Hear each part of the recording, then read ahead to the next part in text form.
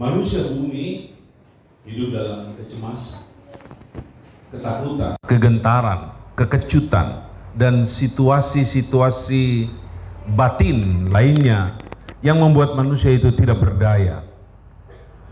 Kecemasan melanda siapa saja, apakah itu orang kaya ataupun orang susah, apakah itu raja ataupun rakyat jelata, apakah itu pejabat tinggi ataupun siapapun yang bernama manusia, kerap kali sering dilanda dengan kecemasan. Nah, saudara-saudara sekalian, kecemasan itu terjadi karena beberapa hal. Atau mengapa manusia cemas? Saya mencatat ada 9, tapi dalam kesempatan ini saya ingin sampaikan 5 saja. Nomor 1, cemas karena ancaman. Di sekeliling kita ada banyak sekali yang dapat menjadi ancaman bagi kita. Bisa saja itu ular berbisa, binatang buas, ataupun sesama manusia. Nah, itu adalah alasan pertama manusia menjadi cemas. 1 Samuel 17 ayat 11. Ketika Saul dan segenap orang Israel mendengar perkataan orang Filistin itu, maka cemaslah hati mereka dan sangat ketakutan. Ancaman ini datang dari seorang yang bernama Goliat, seorang yang bertubuh kekar, panglima perang orang-orang Filistin. Orang Israel memiliki alasan untuk cemas karena tokoh Filistin ini telah menimbulkan banyak kehancuran, mempunyai prestasi perang yang sangat-sangat mengerikan sekali, dan itu merupakan alasan bagi orang-orang Israel cemas. Ada banyak ancaman datang dari sekitar kita yang membuat kita seringkali ada pada posisi di bawah ancaman, dan bertumbuhlah di dalam hati ini kecemasan. Saudara-saudara sekalian, apakah ada jalan keluar? Selagi ada Tuhan dan selagi kita disebut sebagai umatnya, maka saya pastikan, saya nyatakan bahwa ada pertolongan Tuhan bagi kita. Bahkan pertolongan Tuhan itu muncul dari kemustahilan, dari ketidakmungkinan. Adakah seorang Daud bisa mengalahkan tokoh besar raksasa bernama Goliat? Tidak mungkin. Dia hanya penggembala domba. Dia orang kecil dan dia tidak terkenal. Tetapi dari orang yang dipandang tidak berdaya, dari orang yang dianggap tidak memiliki kekuatan, muncul pembelaan, muncul pertolongan Tuhan. Maka Tuhan sudah memakai Raja Daud. Haleluya. Ketika itu dia belum raja, dia berhasil menumbangkan Goliat. Goliat kalah telak, Goliat terbunuh, dan seluruh orang Filistin kocar kacir, lari, dan akhirnya Daud jadi pemenang, orang Israel jadi pemenang. Kuncinya di sini ialah selalu ada pembelaan Tuhan walaupun kondisi kita terancam. Jadi jangan cemas, ada Tuhan yang sanggup menolong kita. Katakan amin. Katakan amin. Jangan cemas, atau jangan biarkan kecemasan itu meringkus kita, membuat kita tidak berdaya. Lihat ke atas, selalu ada Tuhan yang siap menolong kita, karena Tuhan sangat mengasihi kita. Ucapkan amin. Katakan lagi amin. Yang kedua, alasan kedua mengapa manusia cemas ialah cemas karena dosa. Ini merupakan puncak dari kecemasan manusia. Dosa adalah arena yang di satu sisi terasa manis, padahal beracun. Dosa di satu sisi terlihat indah, padahal mematikan dan menghancurkan. Dosa selalu menggiurkan, tapi dosa itu merupakan malapetaka yang mengintai manusia setiap saat. Mazmur 38 ayat 18, Daud bersaksi, "Ya, aku mengaku kesalahanku, aku cemas karena dosaku." Dosa itu menimbulkan kecemasan di dalam batin. Bukan cuma merusak fisik, tetapi dosa itu juga merusak hati, merusak otak, sehingga itu menimbulkan apa yang disebut kecemasan. Coba kalau orang baru saja mencuri, dia pasti cemas. Coba kalau orang baru saja memukul orang, dia diliputi kecemasan. Coba kalau seorang baru saja melakukan kejahatan, pasti dia dilanda oleh kecemasan kalau dia masih bernama manusia. Coba kalau seorang melakukan perzinahan, dia akan dilanda dengan kecemasan yang hebat kalau dia masih bernama manusia, kecuali dia sudah bernama setan atau iblis. Orang yang terus-menerus melakukan kesalahan dan terbiasa melakukan dosa, maka dia anggap itu bukan kecemasan lagi karena itu sudah menjadi hobi. Tapi kalau anak Tuhan tidak beribadah saja ada rasa khawatir, ada rasa cemas, ada rasa takut kepada Tuhan. Coba kalau anak sektor, anggota sektor tidak datang beribadah, ada rasa cemas. Aduh, saya tidak pergi beribadah. Kalau dia masih berasa bertuhan, kalau dia masih merasa dia ada Tuhan, pasti dia cemas. Karena pemilik hidup adalah Tuhan. Yang memberi kita berkat adalah Tuhan. Yang memberi kita nafas adalah Tuhan. Maka kita pasti dilanda kecemasan kalau kita melanggar firman, tidak melakukan apa yang firman Tuhan katakan. Bukankah demikian? Daud adalah nabi, tapi dia bersaksi untuk itu. Dia adalah raja, tapi dia bersaksi bahwa dia cemas karena dosa. Haleluya.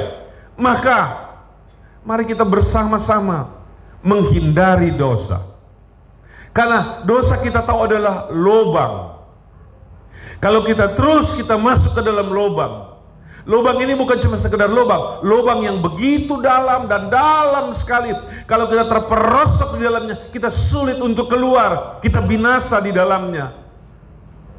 Nah, kalau kita sudah terperosok masuk ke dalam jurang dosa, maka kecemasan itu akan terus menghantui sampai kita bertobat. Marilah kita menjadi orang percaya yang sadar diri bahwa kita diselamatkan oleh Tuhan. Maka wajiblah kita menjaga tubuh, jiwa dan roh kita agar jangan sampai diracuni oleh dosa. Karena dosa itu akan membuat kita tidak tenang, tidak nyaman, tidak ada sukacita. Dosa akan membuat kita tidak ada kebahagiaan. Dosa akan menghukum kita, terus menghukum kita, dan sama sekali tidak ada kegembiraan. Tetapi kalau Tuhan sucikan kita, kita akan digembirakan, disukacitakan, dan dibahagiakan. Yang setuju katakan amin, haleluya, sambil bertepuk tangan kepada Tuhan. Yang ketiga, alasan untuk orang cemas adalah karena banyak harta. Kalau orang tidak memiliki harta, pintu rumahnya tidak ditutup, no problem. Kamarnya juga tidak ada pintu, cuma kain yang seperti itu. Cuma kain penutup, tidak ada masalah. Apa yang mau dicuri? Apa yang mau diambil? Tapi kalau orang banyak harta, di depan di rumah ada tembok keliling, di pagar ada tembok gembok 7 tembok 7 gembok, di pintu kamar, di pintu rumah ada kunci krek krek krek 3 kali berbunyi, dan ada palang lagi di situ. Di kamar ada kunci lagi dan ada grendel lagi. Kemudian itu harta disimpan di lemari, dikunci lagi di itu lemari, kemudian dikunci itu, disimpan di sisi di mana stok. Kemudian kalau dia dapat itu kunci, tak buka lagi itu kunci, ada laci lagi di situ. Itu laci tak sisip di antara baju-baju, dan tahu baju di mana. Karena mau menjaga ini harta, dan supaya aman ini harta, maka disimpan di dalam brankas. Ini supaya aman. Tapi kalau nggak ada apa-apa, mau simpan di mana? Di popoji belakangnya nggak ada. Popoji buka apalagi? Dompet juga tidak ada. Tidak ada yang perlu dicemaskan. Tapi ada kakerlak. Lupa nih. Cemas karena kakerlak. Amsal 15 ayat 16. Lebih baik sedikit barang disertai takut akan Tuhan, katakan amin, daripada banyak harta dengan disertai kecemasan. Cemas. Orang semakin berharta, semakin kaya, dia akan semakin ekstra hati-hati, semakin cemas, semakin cemas. Dia simpan dananya di bank. Ada yang kaya beli mata uang kripto, Bitcoin, dan ada orang kaya mendadak dengan Krypton dan Bitcoin itu. Uang dalam bentuk uang tidak dipegang, dibeli tapi tidak tahu di mana ini uang. Tiba-tiba uang itu mengalami goyang, Bitcoin mengalami goyang, maka ada orang yang punya uang 1 triliun jatuh miskin jadi 0. Cemas. Baru-baru ini Elon Musk, dia mengalami kerugian 1.500 triliun. Coba bayangkan duit 1.500 triliun. Hanya dalam 1 hari uangnya lenyap 1,5 triliun. Tapi di kekayaan hampir 5 triliun. Hanya 1 hari. Cemas. Cemas. Kalau orang boleh dapat beli semambo saja sudah haleluya. Boleh dapat beli bakso Mas Joko, haleluya. Boleh dapat beli pisang goreng, kopi harga 5.000, haleluya. Simpanlah hartamu di surga, di mana ngengat dan karat tidak akan menghabiskannya. Haleluya. Tabunglah hartamu di surga, itu tidak akan pernah habis. Kita berinvestasi untuk pekerjaan Tuhan, sekecil apapun itu bernilai di hadapan Tuhan. Haleluya, haleluya, haleluya, haleluya. Lihat orang-orang kaya di Ukraina langsung jatuh miskin. Tak cuma bisnis mereka berhenti, tempat bisnis mereka hancur. Tak cuma modal mereka habis, baju di badan pun mereka tak punya. Tak cuma baju di badan mereka tak punya, semuanya habis sama sekali. Tidak ada yang tersisa karena perang. Marilah kita bersyukur kepada Tuhan. Di Indonesia kita aman. Presiden kita salah satu presiden yang paling berani di dunia. Presiden Jokowi pergi ke Ukraina. Woi, perang stop. Hebat Pak Jokowi ya. 2 hari tidak ada letusan senjata. Dia datang ke Ukraina, dia pergi ke Rusia lagi. Aman. Tidak ada roket yang keluar. Jokowi men. Dahsyat. Tidak ada kepala negara kunjungi Ukraina, kunjungi cuma 1 ini.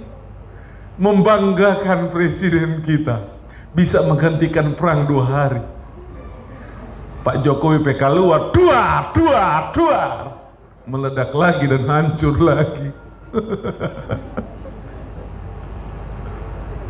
Jokowi saja dapat menghentikan perang dalam 2 hari, apalagi Tuhan. Haleluya. Amin saudara. Amin saudara. Ya, tentang itu. Cemas karena harta. Yang keempat, cemas karena makanan. Makanan adalah hal yang terpenting dalam hidup manusia. Tidak makan, mati. Tidak minum, sama juga mati. Dalam Yeskiel pasal 4, sesudah itu ia berfirman kepadaku, hai anak manusia, sesungguhnya aku akan memusnahkan persediaan makanan di Yerusalem, dan mereka akan memakan roti yang tertentu timbangannya atau sudah terbatas, tidak lagi mencukupi kebutuhan perut. Dengan hati yang cemas juga mereka akan meminum air dalam ukuran yang terbatas, dengan hati yang gundah gulana, dengan maksud supaya mereka kekurangan makanan dan minuman, dan mereka semuanya menjadi gundah gulana sehingga mereka hancur di dalam hukumannya.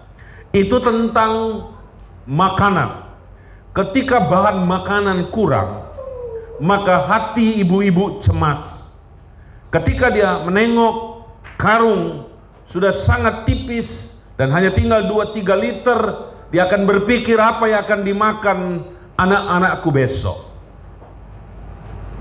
Ketika dia melihat situasi keuangan tidak mencukupi apa yang akan bisa dipergunakan untuk membeli lauk pauk ikan besok. Jadi persoalan makanan itu penting.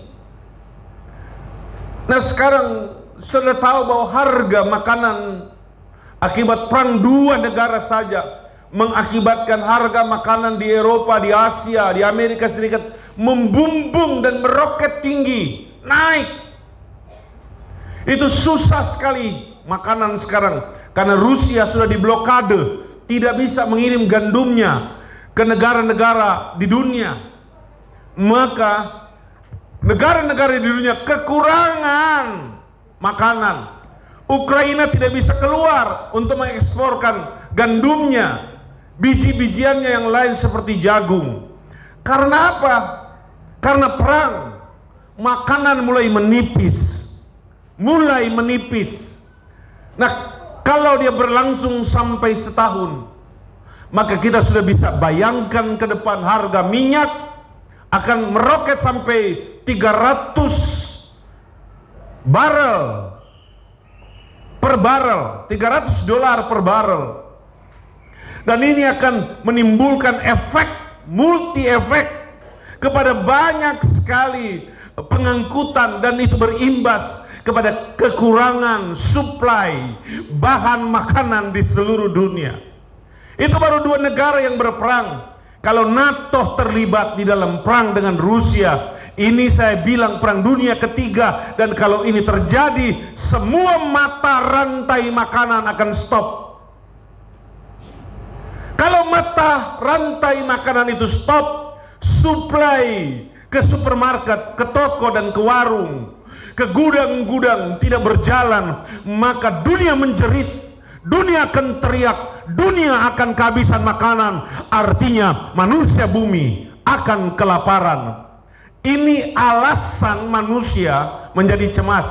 Ini baru bicara soal Yerusalem. Kalau itu melanda kota-kota, ibu kota negara di seluruh dunia, termasuk di Indonesia, maka apa yang akan terjadi pada penghuni bumi ini sungguh sangat mengerikan. Soal makanan itu penting. Hari ini dalam nama Yesus, kalau kita masih bisa makan, itu karena kemurahan Tuhan, maka kita harus bersyukur kepada Tuhan. Haleluya. Haleluya. Yang terakhir untuk sesi ini, cemas karena bencana alam. Dalam Lukas pasal yang ke-21 ayat 25, dan akan ada tanda-tanda pada matahari dan bulan dan bintang-bintang, dan di bumi bangsa-bangsa akan takut dan bingung menghadapi deru dan gelora laut. Orang akan mati ketakutan karena kecemasan berhubung dengan segala apa yang menimpa bumi ini, sebab kuasa-kuasa langit akan goncang. Kecemasan akan terjadi karena apa yang menimpa bumi.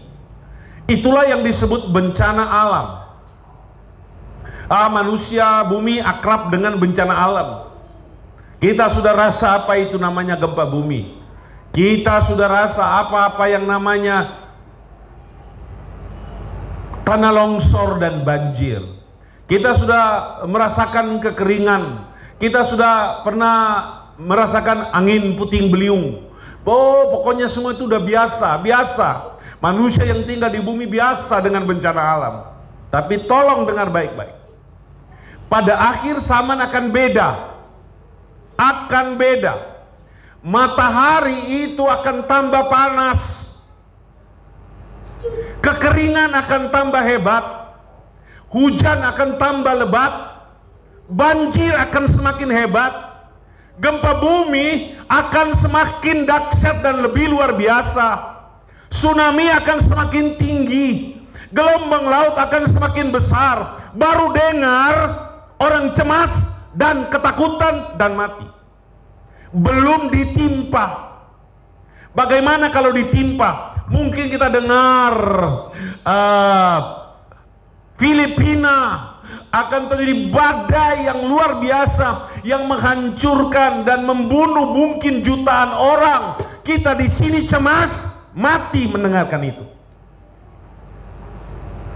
Saya mau kasih tahu bahwa kalau Yesus bicara itu 100% benar. Maka kita antisipasi diri, belajar hidup lebih dekat dengan Tuhan, banyak ibadah, banyak memuliakan Tuhan, banyak meninggikan Tuhan, karena Tuhan saja perlindungan kita. Tuhanlah perlindungan kita, Tuhanlah penjaga kita. Haleluya. Kadang-kadang ancaman membuat kita tidak takut lagi. Kalau itu jadi fakta,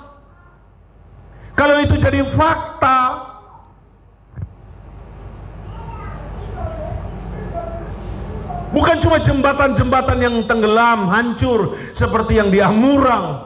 Satu kota itu ambruk ke bawah. Karena kita bilang pulau-pulau akan bergeser. Gempa bumi akan luar biasa seperti yang belum pernah terjadi. Waspada di dalam iman. Dekatkan hidup pada Tuhan. Saya kurang sempurna, tapi Tuhan sempurna. Saya mungkin tidak bagus dalam pelayanan, tapi Tuhan sudah melayani kita secara pribadi-pribadi. Jangan lihat manusia, lihat saja Tuhan. Haleluya. Mungkin kita berkata pimpinan sektor banyak kekurangan, betul. Majelis banyak kekurangan, gembala, ibu gembala banyak kekurangan, betul. Tapi kita melayani satu Tuhan yang sama, yaitu Tuhan Yesus Kristus. Masing-masing kita memberi hidup secara sungguh-sungguh kepada Tuhan. Itu kewajiban pribadi kita dengan Tuhan. Haleluya. Kecemasan akan melanda manusia bumi. Ketakutan akan datang menghantam hati dan hidup manusia. Tidak ada perlindungan yang lain, tidak ada. Satu ayat yang terakhir, ini tentang kata-kata Yesus.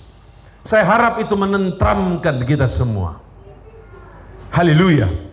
Menutup khotbah saya, cara mengatasi kecemasan itu harus kembali kepada firman Yesus yang menciptakan bumi, langit, dan yang mencipta manusia. Hanya Dia saja yang sanggup mengatasi itu. Dalam Lukas pasal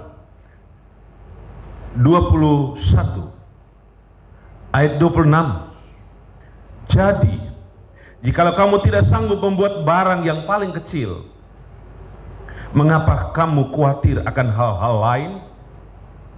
Bikin semut kita nggak bisa. Bikin ayam kita nggak bisa, kalau bikin ayam goreng bisa. Bikin kangkung kita tidak bisa, tapi kalau bikin cah kangkung bisa. Bikin gedi kita nggak bisa, tapi kalau rebus gedi kita bisa. Bikin jeruk kita nggak bisa, tomat kita nggak bisa, cabai yang kecil kita nggak bisa. Tapi kalau bikin dabu-dabu, Om Sarjo jagonya.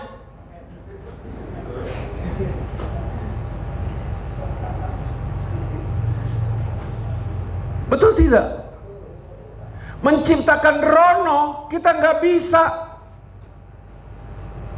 Tapi bikin rica-rica rono untuk makan yang putu, orang bisa. Tidak ada yang kita bisa buat, tapi Tuhan siapkan itu untuk kita. Tuhan kasih untuk kita. Perhatikan bunga bakung yang tidak meminta dan tidak menenun. Namun aku berkata kepadamu, Salomo dalam segala kemegahannya tidak berpakaian seindah salah satu dari bunga itu. Katakan amin.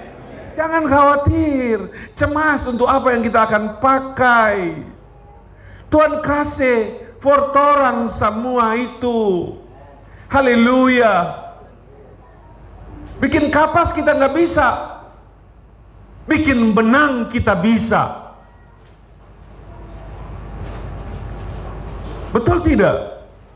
Bikin pohon untuk membuat kain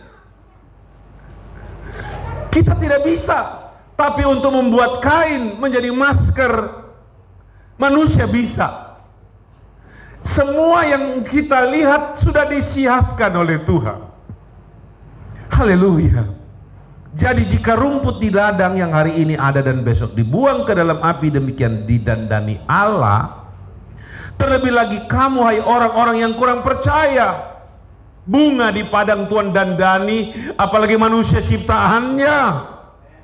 Haleluya. Artinya Tuhan sayang torang semua. Haleluya.